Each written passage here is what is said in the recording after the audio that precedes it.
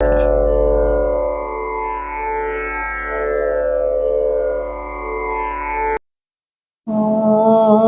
Shri Paramatmane Namaha. Atha Srimad Bhagavad Gita. Atha Panchamodhyayah. In the last few slokas of Bhagavad Gita, Bhagavan Krishna explained the mind of a jnani.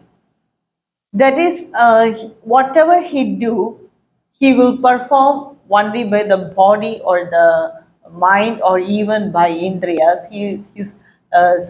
But at the same time, he will be very peacefully established in this self. And for everyone, there is jnana, but it is surrounded by ignorance. That is ajnana. One must remove that ajnana.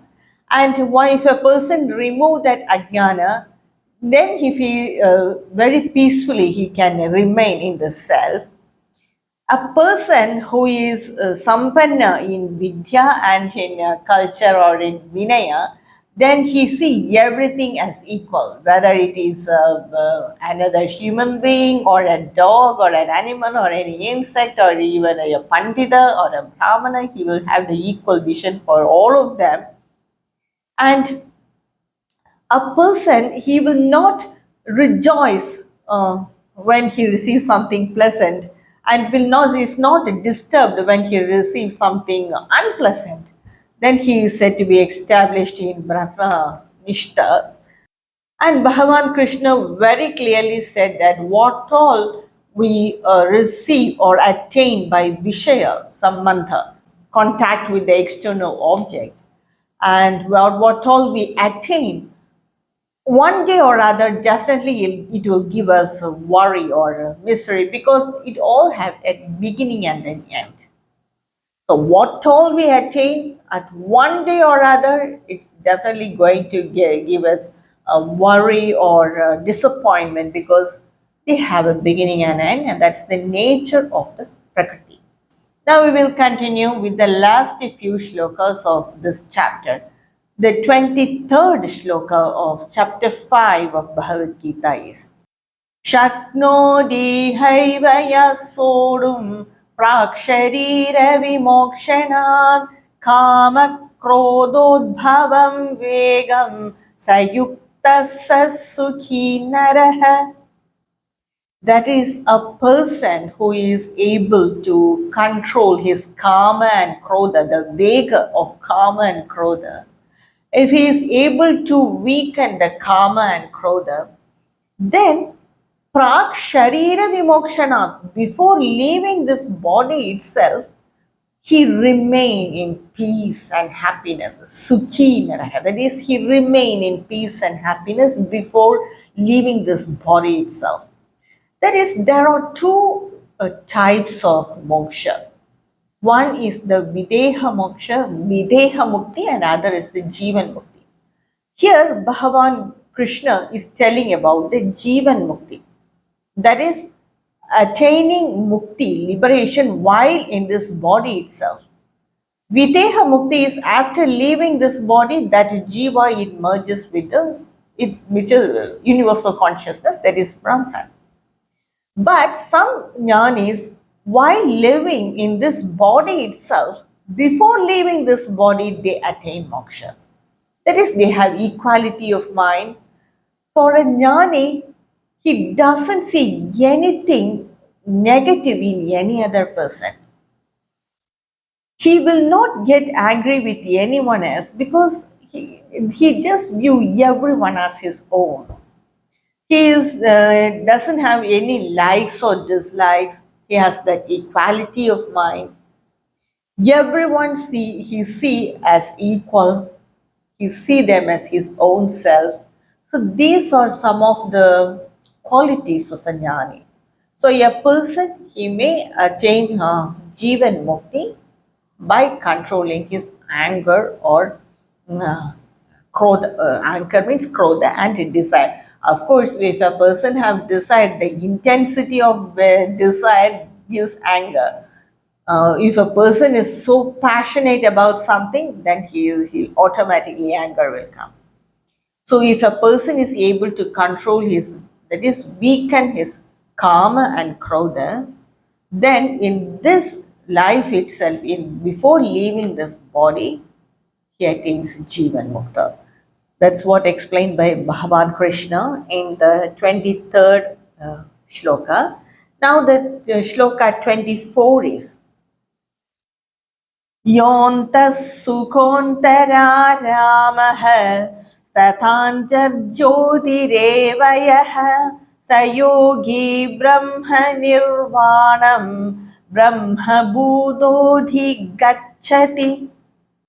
A person that is a yogi, antasukha, if he enjoy, that if he is happy in his own self, antararamaha, if he rejoices in his own self, antarjodhireva, that is antarjodhi means if he is illumined from inside, then that yogi is said to have attained Brahman. That is Brahma Nirvanam, Brahma Bhudodi Gachadi. That is, he become Brahman himself. That is the benefit of this knowledge. When we attain this knowledge, or when we understand or realize Brahman, then we become Brahman himself.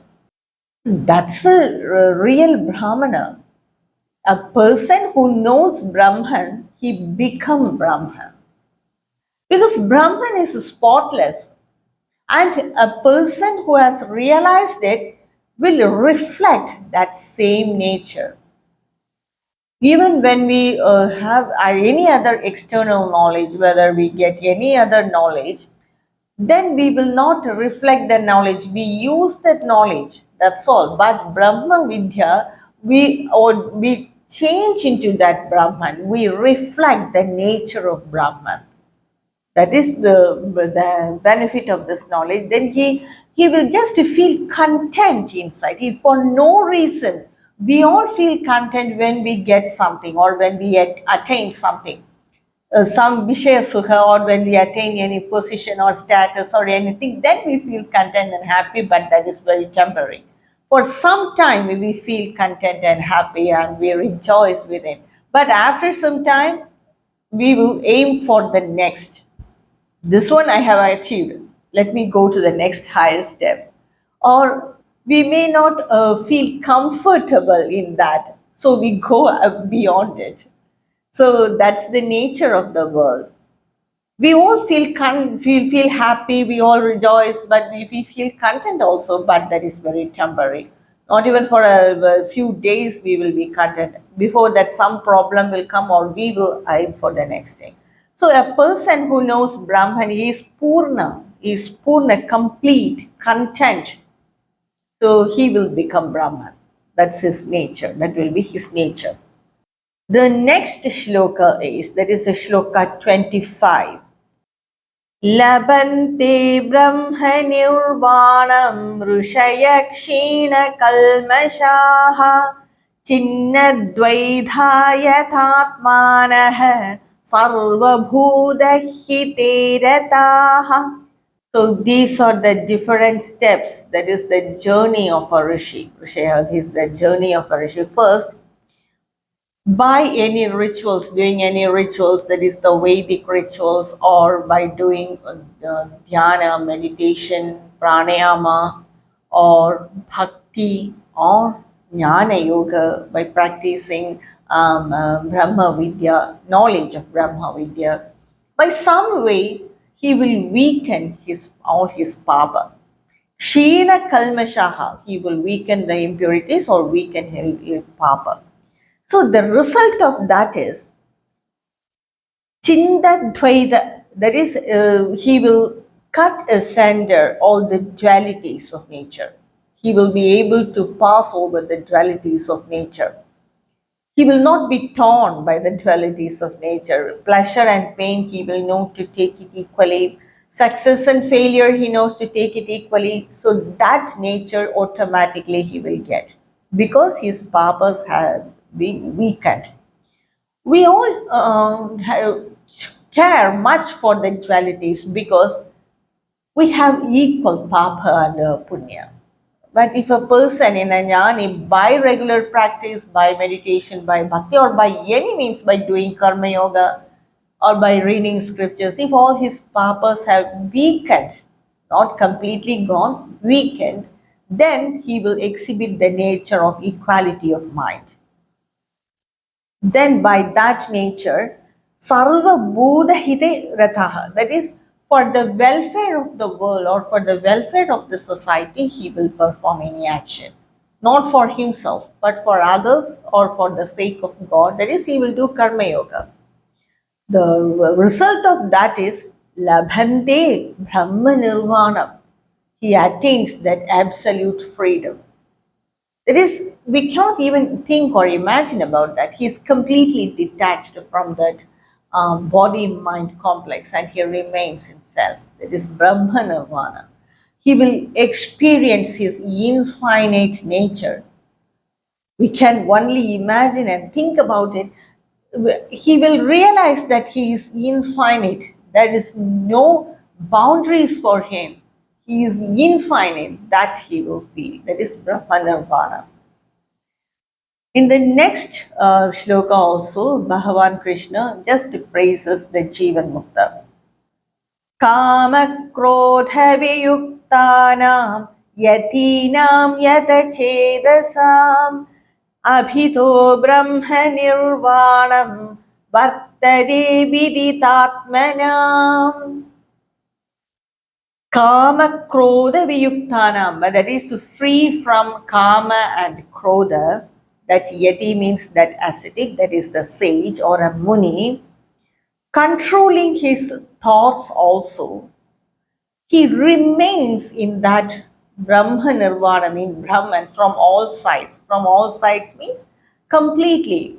He always exists or remain in that state of bliss. Always, 24/7, he remain in that state of bliss. And he has controlled his thoughts. He's free from papa and punya, and he remains in that state itself.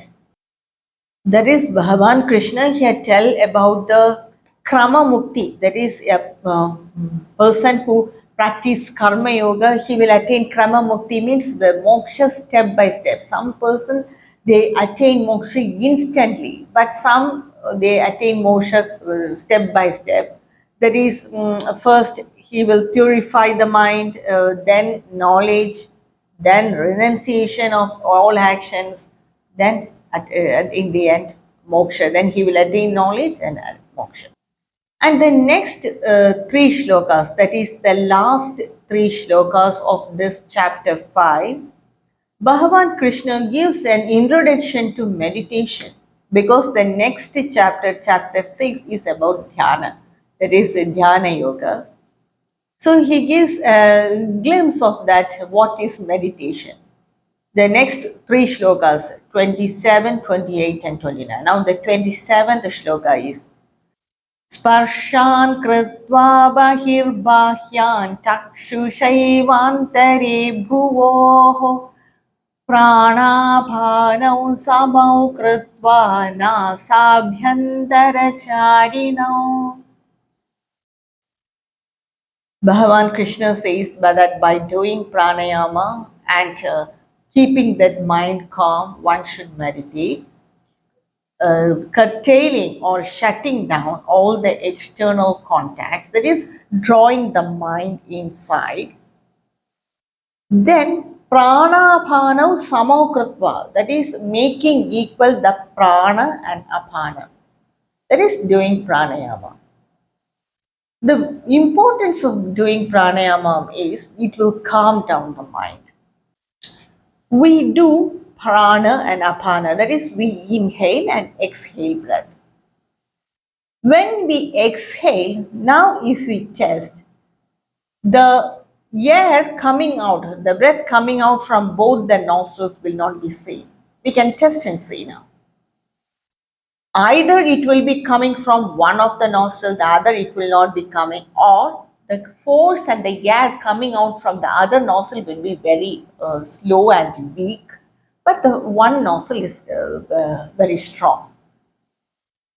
This is because our mind is not balanced.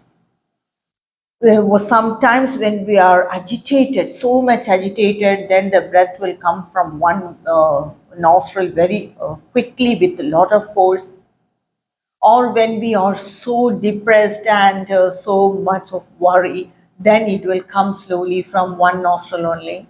Anyway, it won't come equally from both the nostrils. But if we do pranayama, it can be either Bastrika pranayama or Anulom Vilom pranayama, but the best is the Bastrika pranayama. If we do it for 5 to 10 minutes, and then if we test, keep our fingers under the nose and under the nostrils and test, then the air coming out from both the nostrils will be same and also with equal force. That means the mind is calmed by that pranayama. When our mind is calm, then the breath coming out from both the nostrils will be same and equal.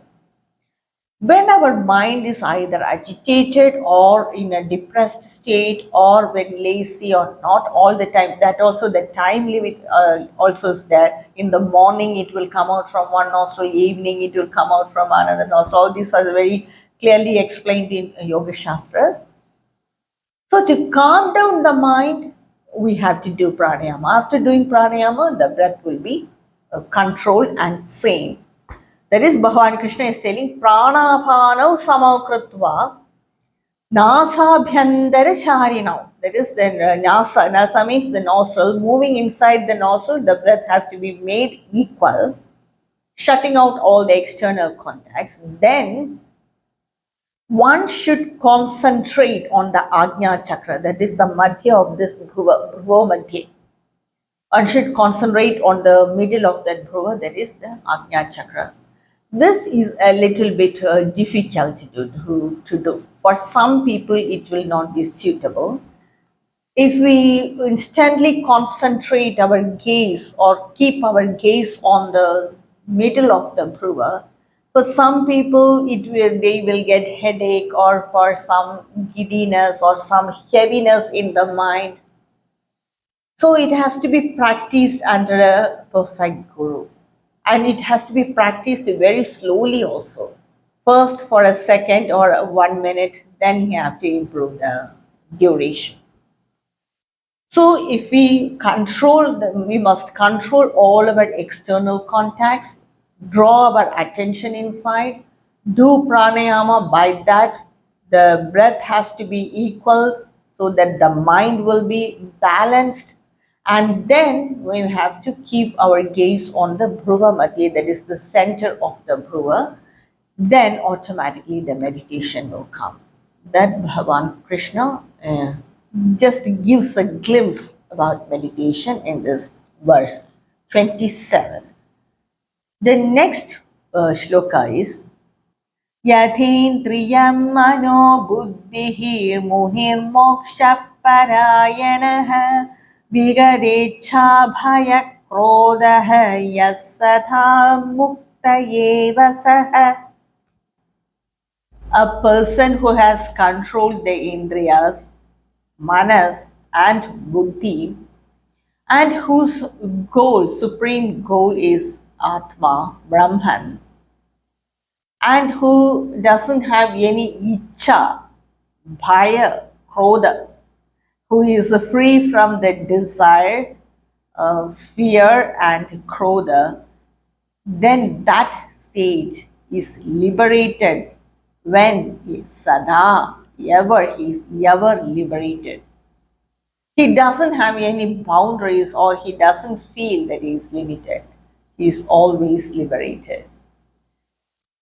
And the next shloka, that is the last shloka of this chapter 5 of Sannyasa Yoga is Bhoktarai yajna tabasam sarvaloha maheshwaram suhrudam sarva bhutanam Nyatva mam shanti mrichati. That is a person who realize or who knows that Bhagavan is the enjoyer or who receive all the tapas and yajna and tapas, that is all the sacrifices and austerities. If a person understand that Bhagavan is the enjoyer or the receiver of all the rituals and the sacrifices and the tapas, and if a person understand that Bhagavan is the Loka Maheshwaram, he is that supreme Lord of this universe, and at the same time he is the friend, Sahurdam Sarva Bhutana, if he is the friend of all the beings, then that person, yeah, Shanti Mrichadi, then that person remain in peace forever. So one must understand by this dhyana or by jnana, by any way, by or by rituals or by bhakti, one must understand that Bhagavan is the receiver of all the austerities and all the rituals. He is the Lord of all, and he is the friend of all.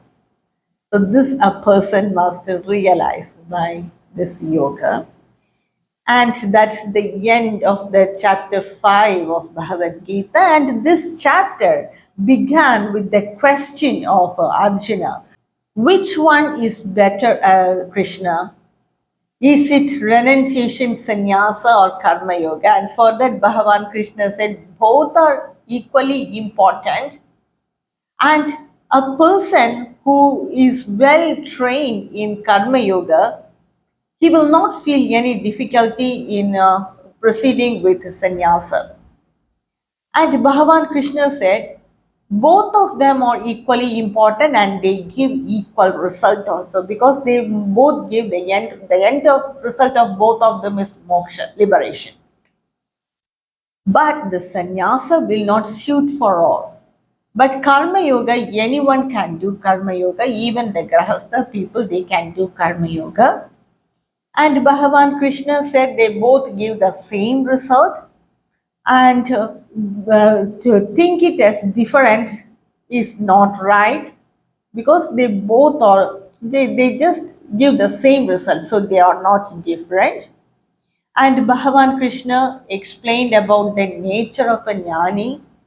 Whatever he see, even if he see, even if he hear, or even if he walk, then he will think that the senses are moving among the sense objects.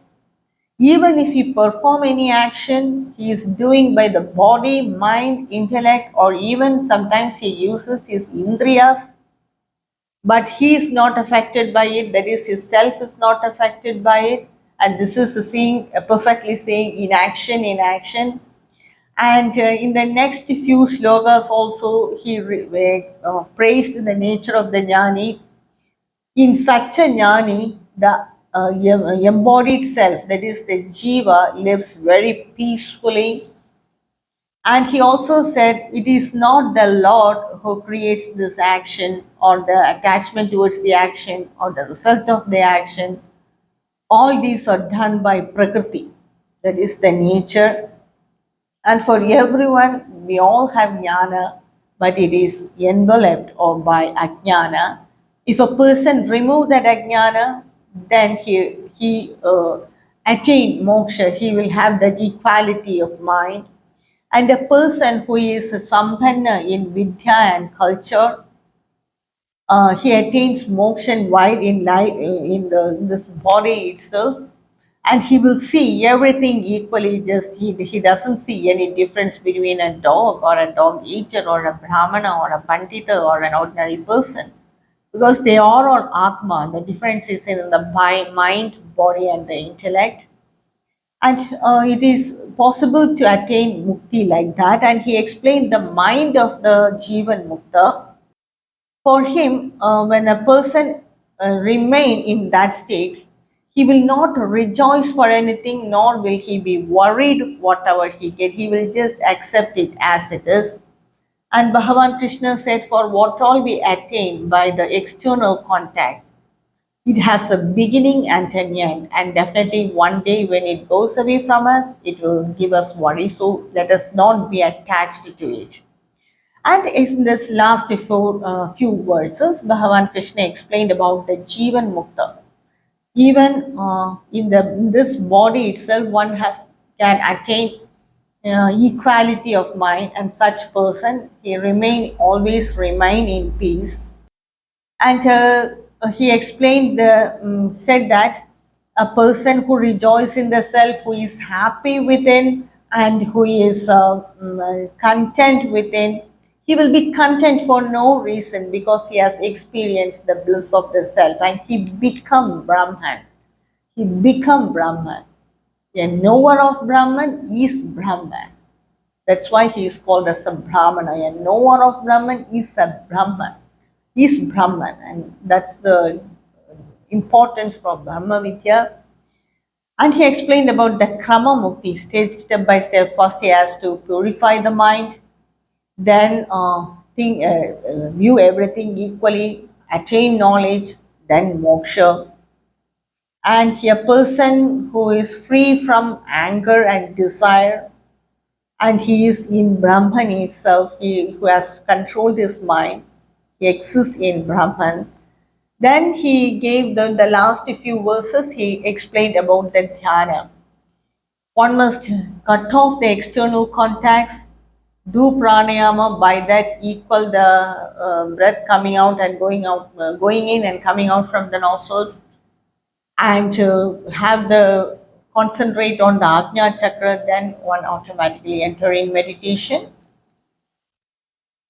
And a person who has controlled the mind and whose supreme goal is Brahman, he remained in that peaceful state. And one must understand in the last word of Bhagavad Gita, this chapter 5 of Bhagavad Gita, Bhagavan Krishna said that a person must understand Bhagavan as the enjoyer of all the austerities and of all the sacrifices, and he is the Lord of all as well as the friend of all. With these words, Bhagavan Krishna ends this chapter 5, that is the Sannyasa Yoga. And in my next video, I will continue with the chapter 6 of Bhagavad Gita.